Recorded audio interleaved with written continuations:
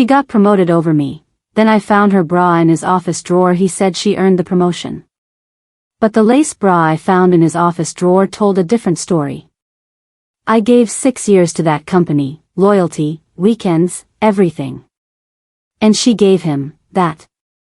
So I didn't scream. I didn't fight.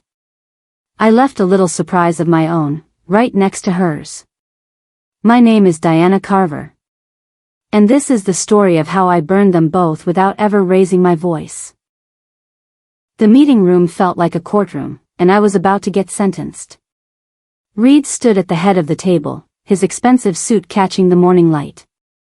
His eyes had that gleam they got when he was about to drop a bomb. I'd noticed him holding longer meetings with Lauren lately, their voices dropping to whispers when I passed his office. "Let's all congratulate Lauren on her promotion to account director," he announced. Time stopped. My coffee cup froze halfway to my lips. The words hit me like ice water. Account director. The position I'd been working toward for 3 years. The position I'd been promised was mine. Lauren smiled at me from across the table. It wasn't a friendly smile. It was the kind of smile a hunter gives their prey right before pulling the trigger. She already knew. Of course she knew. My heart hammered against my ribs. 6 years at this company. 6 years of late nights, missed dinners, and sacrificed weekends. 6 years of building relationships and landing impossible clients. And they gave my promotion to someone I'd trained 3 months ago. The room erupted in polite applause. I clapped too, my hands moving on autopilot while my brain screamed. Reed was still talking, but his words sounded like they were coming through water. Something about fresh perspectives and new energy. Fresh energy. As if I was some old piece of furniture that needed replacing.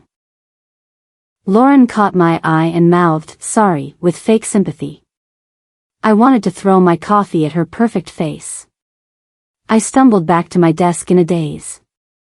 My computer screen blurred as I tried to process what had just happened. 3 months. I'd trained Lauren for 3 months, teaching her everything I knew about our biggest accounts. My email dinged. New message. The subject line made my stomach drop. Draft, leadership announcement, approved. I was CC'd on an internal announcement that Reed had already written and approved. The email was dated yesterday. Yesterday. They'd planned this behind my back while I was working overtime on the Henderson proposal. I scrolled through the announcement. Lauren's qualifications were listed in detail. Her fresh perspective. Her innovative ideas. Her natural leadership abilities. My name wasn't mentioned once. Not even as the person who'd trained her. I clicked refresh on the company website. Lauren's name was already there, shining under the leadership page. Her professional headshot smiled back at me like she'd won the lottery. My hands shook as I closed the browser. They hadn't just planned this. They'd planned it carefully. The website update, the email draft, the meeting timing. Everything had been orchestrated while I worked late nights, believing my hard work would finally pay off. I stared at my reflection in the black computer screen. 6 years of loyalty, and this was my reward. A front row seat to watching someone else live my dream. The worst part? I'd helped make it happen. Reed appeared at my desk 20 minutes later, coffee in hand and that politician's smile plastered on his face. He perched on the edge of my desk like we were old friends. "Don't take it personally, Diana," he said, stirring his coffee. "You're great at what you do. Really great. We just needed fresh energy for this role." Fresh energy. There was that phrase again. Like I was some expired product past its sell-by date. "I understand," I lied, forcing my voice to stay steady. My fingernails dug into my palms under my desk. "You know how much we value you here," he continued. "This doesn't change anything between us. You're still our star strategist. Star Strategist. The Consolation Prize. The Participation Trophy for 6 years of dedication. Of course, I said, managing what I hoped looked like an understanding smile. Reed's face brightened. That's what I love about you, Diana. You're such a team player. Always putting the company first. He stood up and straightened his tie. Let's grab lunch soon, yeah? Catch up properly. I nodded and watched him walk away, his confident stride eating up the office floor. My face felt frozen in that fake smile. Team player. That's what they called people like me. The ones who worked harder for less recognition. The ones who trained their own replacements without knowing it. I sat there for a long time, numb and hollow, while the office buzzed around me. Lauren wasted no time marking her territory. By Wednesday, she'd called a meeting to restructure client relationships for optimal efficiency. I sat in the conference room, watching her point at the whiteboard with a laser pointer like she was giving a TED talk. She wore a new blazer that probably cost more than my monthly grocery budget. I'm reassigning the Morrison account to bring Diana's workload to a more manageable level, she announced, not looking at me. I know how hard you've been working, and I want to give you breathing room. Breathing room. The Morrison account was my baby. I'd landed them 2 years ago during the worst snowstorm in a decade, driving 3 hours in whiteout conditions because the client's previous agency had bailed. I'd built that relationship from nothing. I've already contacted Mr. Morrison, Lauren continued. He's excited about the fresh perspective I'll bring. Fresh perspective. Everyone loved that phrase lately. I opened my mouth to object, then closed it. What was the point? Lauren was my boss now. She could do whatever she wanted with my accounts. After the meeting, I found an email from Morrison's assistant waiting in my inbox. Mr. Morrison is confused about the change and specifically requested you remain his primary contact. Please advise. I forwarded the email to Lauren without comment. Her response came back in 5 minutes. I'll handle this personally. Please transition all Morrison files to me by Friday. I stared at the email until the words blurred together. She was erasing me, one account at a time. Friday evening, I was packing up my desk when Jessica from Junior Account stopped by. She had that excited gossip look that meant she was bursting to share something. Did you see Reed and Lauren at Chez Laurent last night? She whispered, glancing around to make sure no one was listening. I looked up from my files. Team dinner? Jessica shook her head, eyes wide. Just the two of them. My friend works there as a server. She said they were in the corner booth, all cozy and romantic-like. Reed was even holding her hand. My stomach dropped. Are you sure? Positive. And get this, Reed paid with his personal credit card, not the company one. This wasn't team bonding. This was something else entirely. Jessica leaned closer. My friend said Lauren was wearing this gorgeous dress and Reed kept making her laugh. Looked like a proper date. Reed was married. Had been for 15 years. I'd met his wife at company Christmas parties. She was sweet and quiet, always standing slightly behind him at social events. They had 2 kids in middle school. After Jessica left, I sat in my car for 20 minutes, trying to process what I'd heard. The expensive restaurant. The intimate booth. The personal credit card. The pieces were starting to form a picture I didn't want to see. The following Tuesday, Lauren walked into our client pitch meeting 15 minutes late. She slipped through the door during my presentation about quarterly metrics, her heels clicking against the marble floor. I caught a whiff of expensive perfume as she settled into the chair next to me. Something floral and heavy that hadn't been there when she left for her lunch meeting 2 hours ago. She fumbled with her purse, and it tipped over. Contents spilled across the conference table. Business cards, breath mints, and a tube of black lip gloss that rolled toward the client. I froze. I knew that lip gloss. The sleek black tube with silver trim. It was expensive stuff, the kind of thing Reed always noticed. 3 months ago, he'd made a joke in our team Slack about how his wife never wore makeup that nice.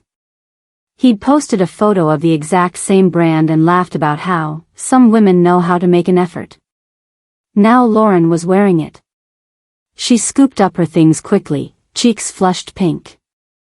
Sorry, everyone. Long lunch meeting. The client didn't seem to notice anything unusual, but I couldn't focus on the rest of the presentation. That lip gloss kept catching the conference room lights, glossy and perfect on Lauren's mouth. After the meeting, I lingered in the bathroom and pulled up that old Slack conversation. Reed had posted the lip gloss photo on a Thursday. Lauren had started wearing that shade the following Monday. The timeline was too convenient to be coincidence. I washed my hands and stared at my reflection. My own lipstick was drugstore brand, worn and practical. Nothing that would make Reed post photos in Slack. Maybe that had been my first mistake. #HR called me into their office Thursday morning. Patricia, the director, sat behind her desk with a folder marked with my name. She had that practiced sympathetic expression that HR people perfect over years of delivering bad news. Your position isn't at risk, she said before I could sit down. I want to make that clear right away. The word, yet, hung in the air like smoke, even though she didn't say it. However, there are some structural changes we need to discuss. Patricia opened my folder and pulled out a new org chart.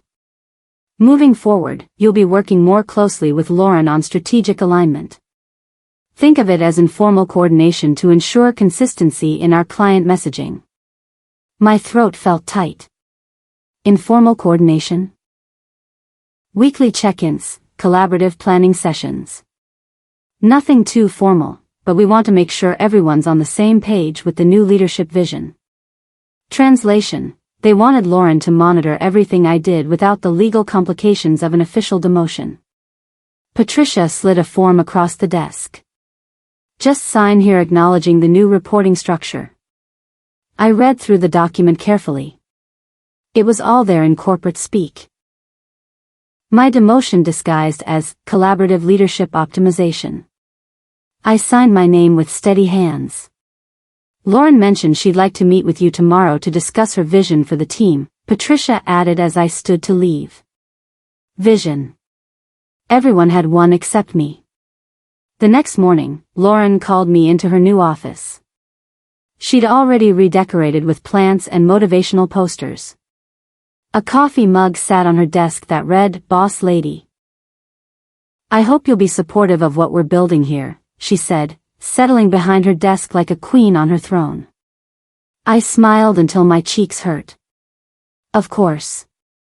That afternoon, I submitted a request for 3 days of PTO. That night, I sat at my kitchen table with my laptop and a bottle of wine. My apartment felt too quiet, too empty. The walls seemed to press in around me as I opened my work files. I started copying everything. 6 years of client presentations, strategy documents, and project files. Every piece of work I'd created that had Lauren's fingerprints on it now.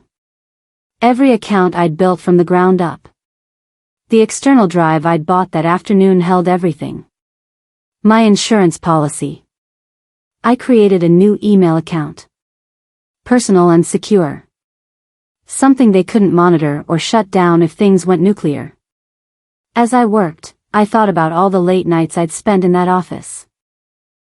All the weekends I'd sacrificed while Reed and Lauren were apparently playing house at expensive restaurants.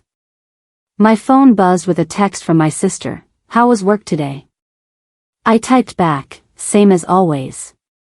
But it wasn't. Everything had changed. I just wasn't sure what I was going to do about it yet.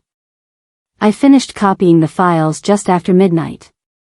6 years of my professional life fit onto a drive the size of my thumb. It felt both monumental and pathetic at the same time. I poured another glass of wine and stared at the drive. Some people kept photo albums of their memories. I kept spreadsheets and strategy documents. The backup was complete. Now I just had to decide what to do with it. If you're enjoying this story of workplace revenge, hit that like button and subscribe for more stories about people who got exactly what they deserved. Your support keeps these stories coming. Friday felt like it lasted 40 hours.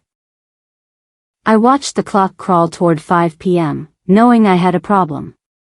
The investor brief I was presenting Monday needed printed copies of my research notes, but my home printer had died that morning. The presentation was too important to risk. Morrison Industries was considering a massive expansion. I left the office at 4:30, making a show of logging off my computer and grabbing my coat. Have a great weekend, everyone.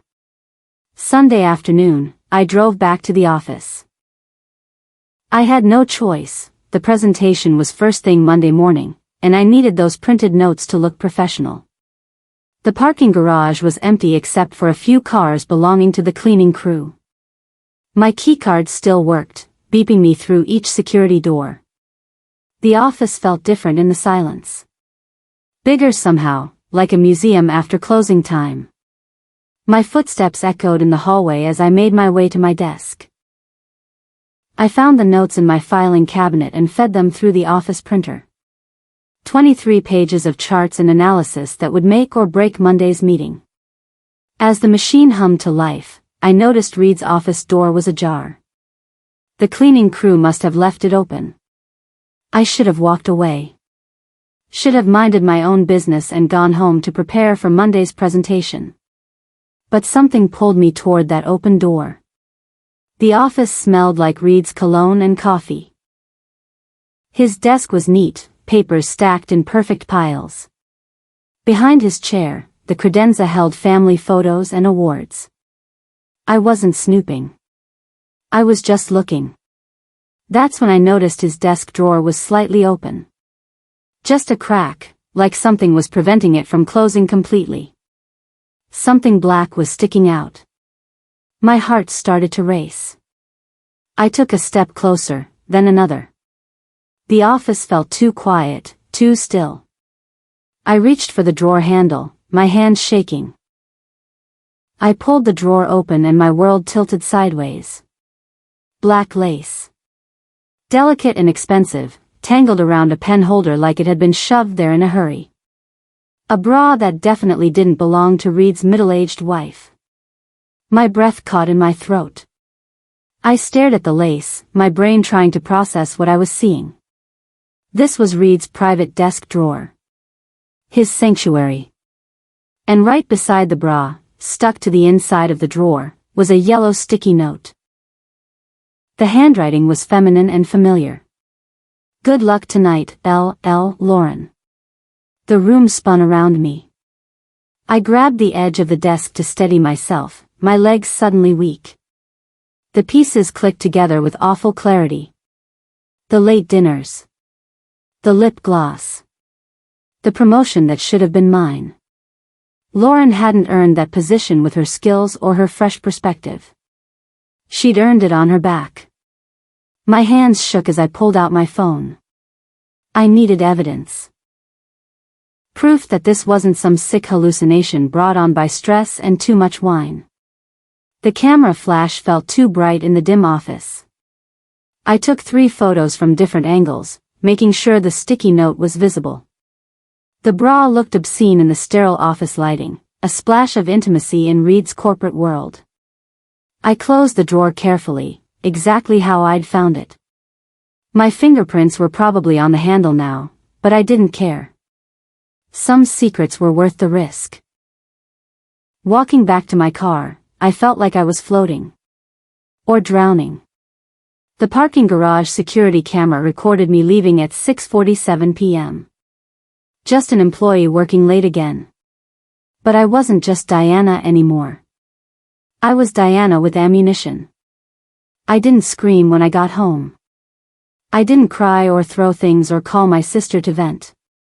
I sat on my couch in the dark and stared at the photos on my phone. 6 years of playing by the rules had gotten me nowhere. 6 years of being professional and appropriate and waiting my turn. 6 years of believing that hard work and integrity would eventually pay off. What a joke. Lauren had figured out the real game months ago. While I was staying late to perfect presentations, she was perfecting other skills. Skills that mattered more in Reed's office than any client strategy ever would. I should have been devastated. Should have felt sick about the betrayal and the unfairness of it all. But instead, I felt something else entirely. Clarity. I'd played nice for 6 years, and where had it gotten me? Watching my protégé steal my promotion while sleeping with our married boss. Being told I needed to support her vision for the team I'd helped build. Nice girls finish last. Nice girls get passed over. Nice girls clean up other people's messes and smile while they do it. I looked at the photos again. The black lace. The sticky note. The evidence of their affair tucked away in Reed's desk like a dirty secret. Well, I was done being a nice girl. Some people think revenge is about getting even. But sometimes revenge is just about handing people the consequences they've been avoiding. And I was about to become very good at consequences. Monday morning brought an unexpected email from Nate Campbell, former CEO of Morrison Industries. He'd left to start his own consulting firm 6 months ago, but we'd kept in touch through LinkedIn. Diana, heard through the grapevine about some changes at your company. Hope you're doing well. How are you settling into everything? I stared at the message for a long time. Nate had always been direct, never one for corporate small talk. If he was reaching out, he'd heard something specific. I typed back carefully, thanks for checking in. Working through some transitions, but staying positive. His response came back in minutes, transitions can be tough. If you're ever ready to jump ship, give me a call. I remember what real talent looks like. Jump ship. The phrase stuck in my head as I deleted the email chain from my work computer and saved it to my personal account instead. I'd never thought about leaving. This place had been my whole professional life. My identity was tied up in these walls, these clients, this team I'd helped build. But maybe that was the problem. Maybe I'd been so busy building other people's dreams that I'd forgotten to protect my own. I pulled up Nate's consulting firm website. Campbell Strategic Solutions. Small but growing, with an impressive client list and a reputation for results. At the bottom of the About page, there was a quote from Nate, "We hire people who create opportunities, not wait for them." I closed the browser and got back to work. But I didn't delete his message. Some lifelines are worth keeping close. 2 weeks passed in a blur of redirected emails and reassigned accounts. Lauren had a talent for making everything look like a generous favor. "I'm taking the Morrison presentation off your plate. I'll handle the Henderson follow-up so you can focus on strategy." But the clients weren't buying it. Morrison's assistant called me directly, bypassing Lauren entirely. "Mr. Morrison specifically requested you for the quarterly review. He said something about continuity and trust." I forwarded the request to Lauren as protocol required. Her response was swift and sharp. "Please remind Mr. Morrison that all account management flows through me now. I'll handle the quarterly review personally." The same thing happened with Henderson Industries and Blackstone Financial. Clients who'd worked with me for years were asking why they were suddenly dealing with someone new. Lauren's frustration was starting to show. She'd call emergency meetings to discuss client communication protocols and send passive-aggressive emails about maintaining professional boundaries. But the real revelation came during our weekly team meeting. Sandra from accounting mentioned that Blackstone had called her directly about their invoicing. They asked if Diana was still with the company, Sandra said innocently. Apparently, Lauren told them you'd moved to a different department. The room went silent. Lauren's face flushed red.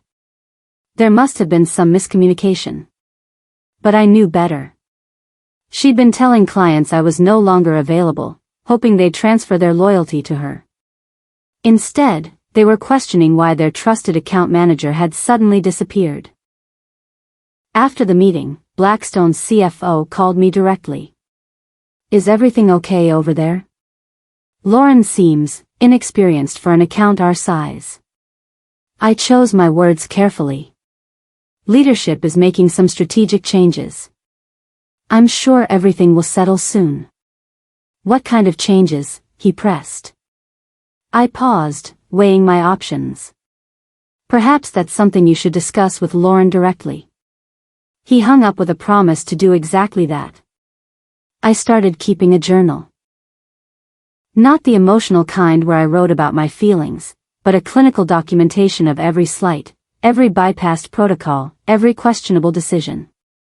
Date, October 15th. Time, 2:30 p.m. Incident. Lauren reassigned Jefferson account without client consultation. Client called me directly, confused and concerned about service continuity. Date, October 18th. Time, 9:45 a.m. Incident. Reed made inappropriate comment about young talent being more flexible during team meeting. Directed specifically at comparison between Lauren and longer-tenured staff. Date, October 22nd. Time, 4:15 p.m. Incident. HR never responded to my email requesting clarification on new reporting structure. Third follow-up ignored. I kept the journal in a locked drawer at home, along with printouts of every suspicious email and my growing collection of evidence. Each entry was factual, time-stamped, and devastating in its cumulative effect. The pattern was clear. This wasn't about performance or fresh perspectives. This was about pushing out anyone who might threaten the new dynamic between Reed and Lauren. I wasn't the only one being marginalized. Tom from Creative had his projects reassigned. Janet from Client Services was suddenly excluded from strategy meetings. Anyone who'd been there long enough to notice the changes was slowly being sidelined. But they were making a mistake. They were documenting their own discrimination in emails and meeting notes, creating a paper trail that would make any employment lawyer salivate. I named the digital folder Insurance Policy, and backed it up to 3 different cloud services. Some evidence is too valuable to lose. Nate's text came on a Tuesday. Coffee this week? I have a proposition that might interest you. We met at a quiet cafe downtown, away from the corporate district where we might be spotted. Nate looked good, relaxed and confident in a way he never had during his corporate days. "I'll cut to the chase," he said after we'd ordered. "I'm looking for a director of client strategy. Full autonomy, equity stake, and the chance to build something from the ground up." I sipped my latte and studied his face. "What made you think of me?" "Because you're wasted where you are." His directness was refreshing after weeks of corporate doublespeak. "I've been watching what's happening at your company. The Morrison account isn't happy. Neither is Henderson." "How do you know that?" Nate smiled. "Because they called me. They're looking for alternatives." My stomach flipped. "They're leaving?" "Not yet. But they're not impressed with the new leadership structure." He leaned forward. "Diana, these are your relationships. Your accounts. If you walked tomorrow, half of them would follow you." I thought about Morrison's assistant calling me directly. About Blackstone's CFO questioning Lauren's experience. About all the clients who were suddenly asking where I'd gone. "What exactly are you offering?" I asked. 40% salary increase. Full benefits. Equity that vests over 4 years. And most importantly, you'd be building your own team instead of training your replacement. The offer hung between us like a golden ticket. Everything I'd wanted at my current job but would never get. "I'd need to think about it," I said. "Of course. But Diana?" Nate pulled out a business card and slid it across the table. Don't think too long. Good opportunities have a way of disappearing. Reed's mistake came gift-wrapped in my inbox 3 days later. He'd been forwarding an email thread to the C-suite about quarterly projections. Standard corporate communication, nothing unusual. Except Reed had forgotten to remove an attachment from the email chain. The attachment was a screenshot of a Slack conversation. The kind of private thread that executives use to talk about employees they think aren't listening. I opened the image and felt my blood turn to ice. Reed, Diana's pushing back on the new structure. Think she's going to be a problem? Lauren, don't worry about her. She still takes handwritten notes, LOL. Sweet, but totally out of touch with how business works now. Reed, good point. We need people who can adapt to modern leadership styles.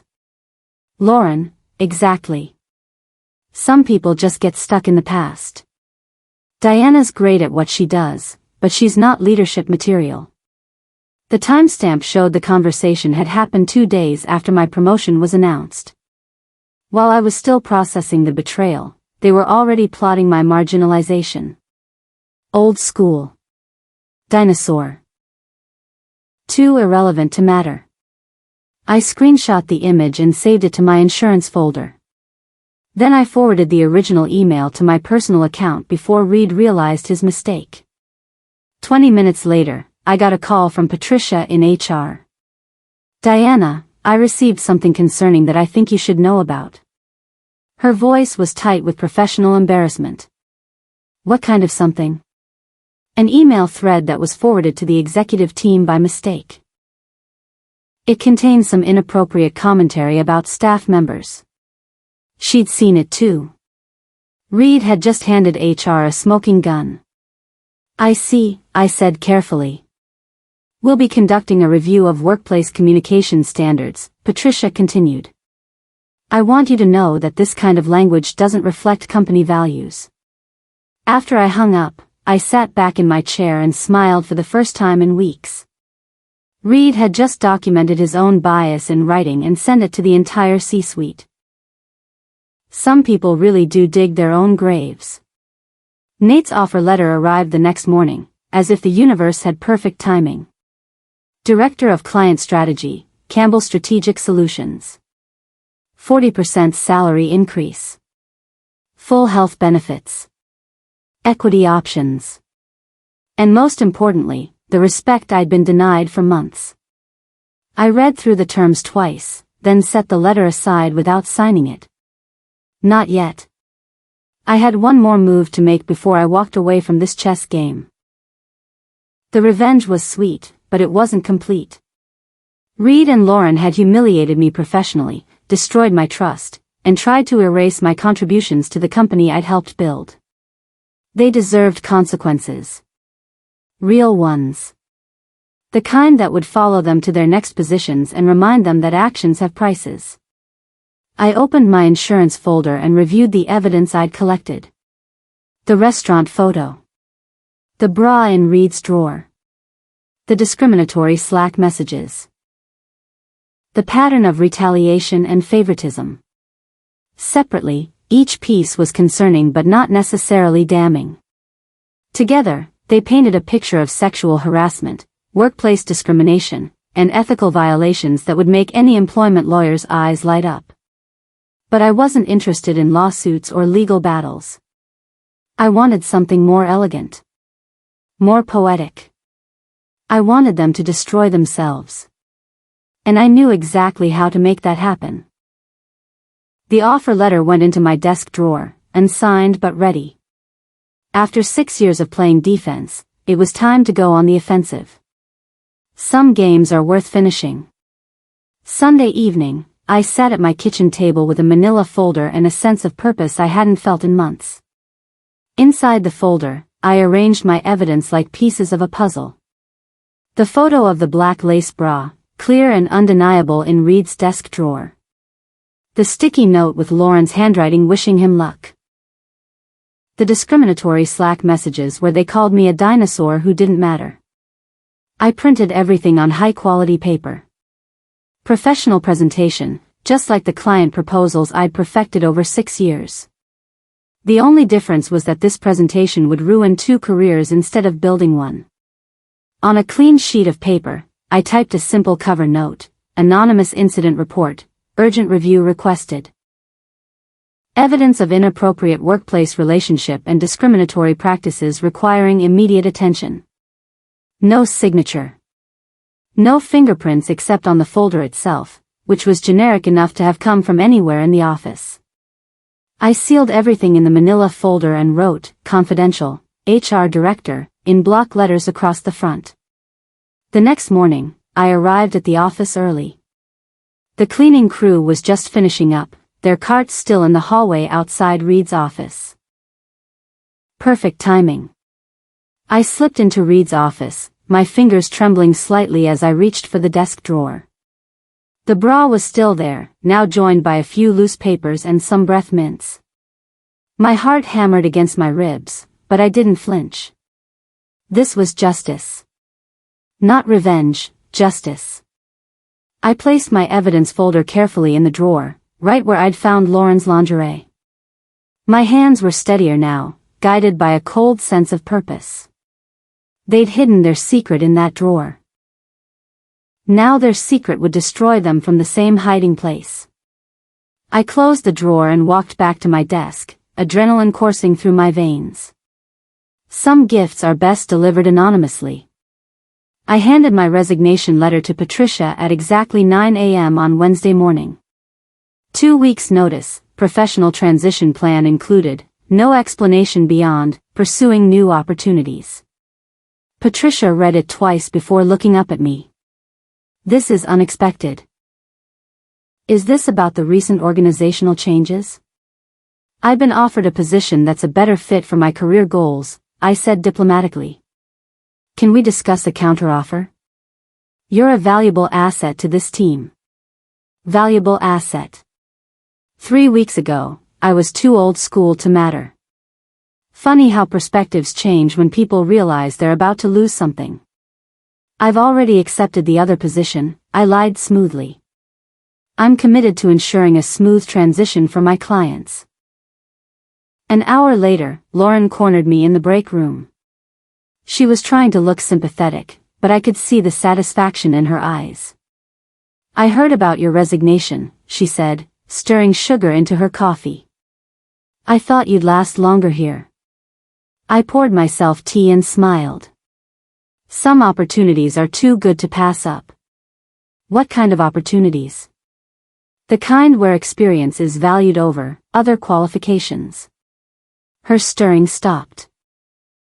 We looked at each other for a long moment, the subtext hanging heavy between us. "Well," she said finally, "I'm sure you'll find what you're looking for." "I already have," I replied. That afternoon, HR scheduled my exit interview for the following week. I requested that all documentation be provided in writing, as was my right as a departing employee. Patricia seemed surprised by the request, but agreed. Some conversations are too important to leave unrecorded. The avalanche started the next morning. I was updating client transition notes when Patricia called an emergency meeting with the senior staff. Reed wasn't there. Neither was Lauren.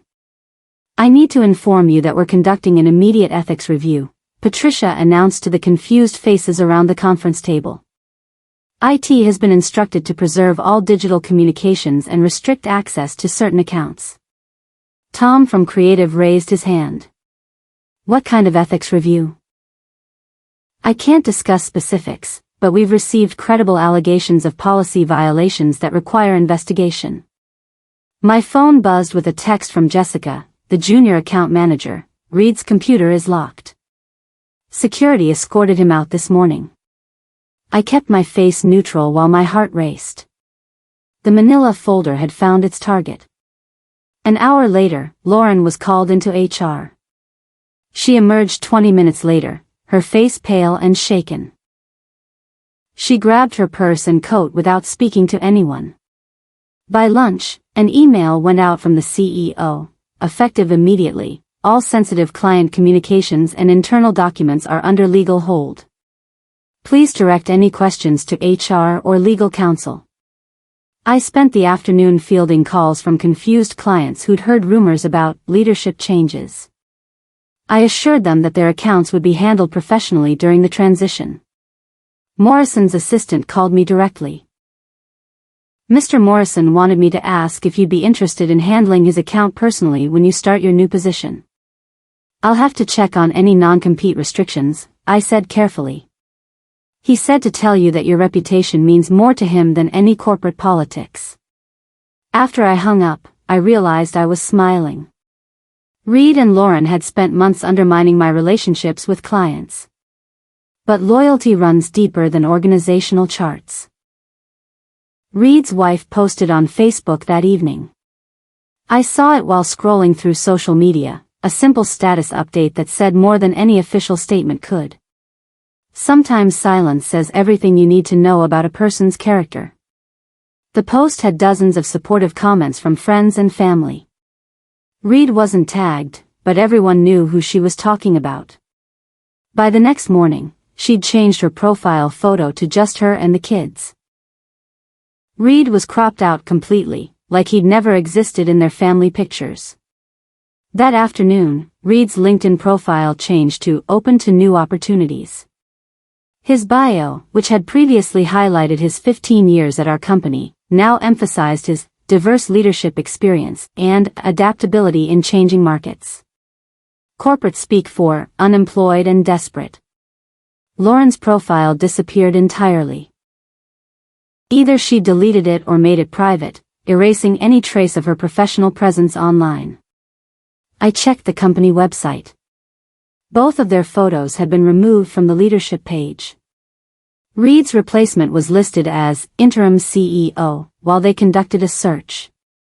In less than 48 hours, they'd gone from untouchable power couple to unemployed cautionary tale.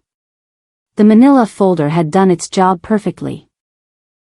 If you want to hear how this story ends and see what happened to Diana next, smash that subscribe button and ring the notification bell.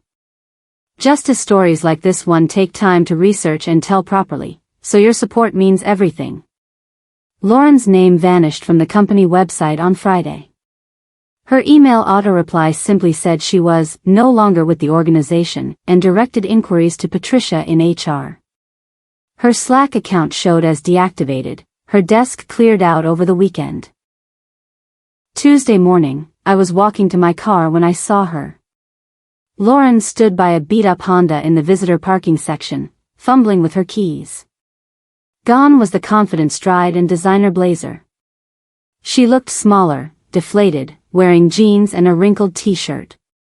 Our eyes met across the parking lot. For a moment, neither of us moved. She opened her mouth like she wanted to say something, an apology, an explanation, maybe just acknowledgement of what had transpired between us. But I simply nodded once and kept walking. Some conversations aren't worth having. That afternoon, I got a text from an unknown number. Can you tell Diana that I never meant to hurt her? I made mistakes, but I'm not a bad person. It was from one of our junior account managers. Lauren must have reached out to her, looking for a way to contact me now that her company access was revoked. I read the message 3 times, then blocked the number. Some apologies come too late to matter. The truth was, Lauren probably wasn't a bad person. She was just someone who'd made bad choices and gotten caught. Someone who thought she could sleep her way to success without consequences. But I'd learned something important over the past month. Being a good person doesn't protect you from people who aren't. Playing by the rules only works when everyone else is playing the same game. Lauren had taught me that lesson. The least I could do was make sure she learned it too.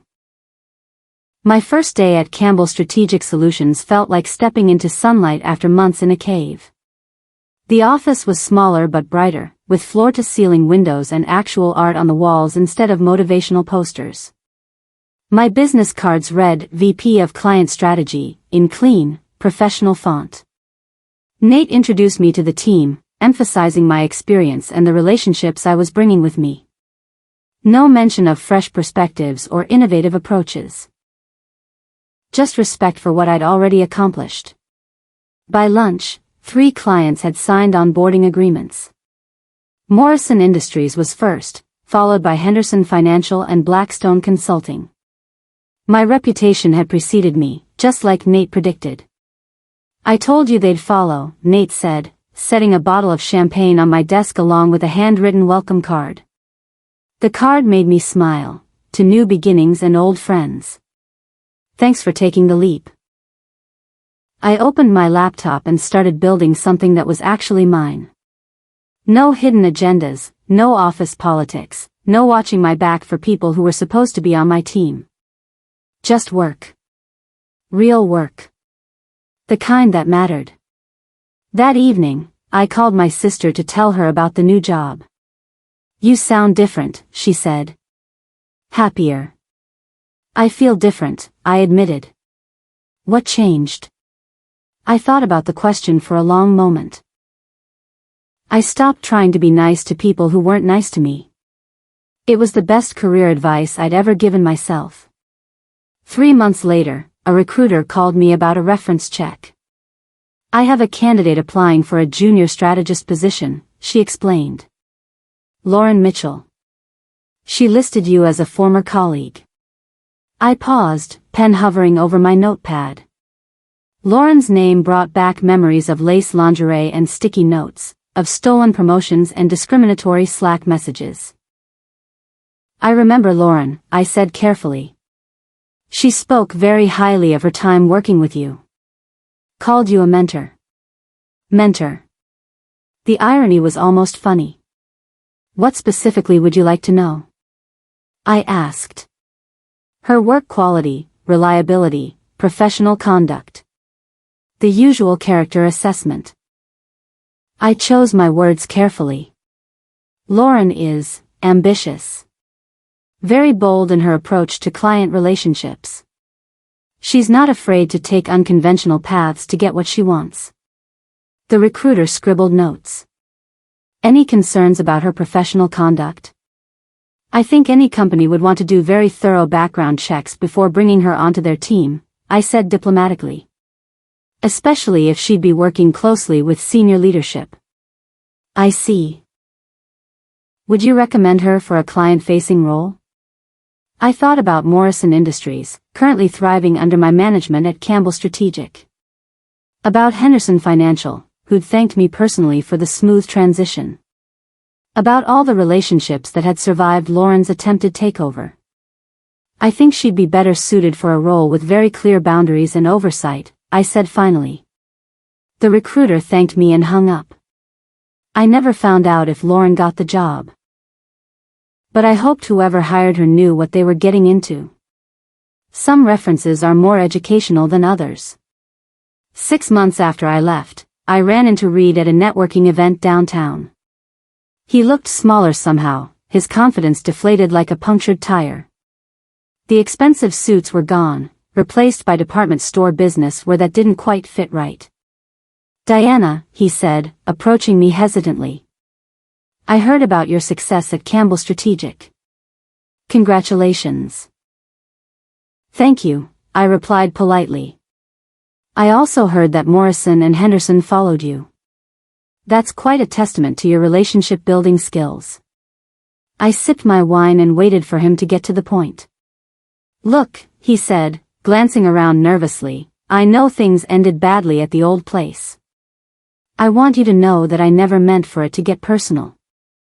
Personal. There was that word again. Work is always personal, Reed, I said quietly. When you promote someone's protege over them, that's personal. When you call them a dinosaur behind their back, that's personal. When you risk your entire company for an affair, that's definitely personal. His face went white. I don't know what you, yes, you do. I set down my wine glass and looked him directly in the eyes.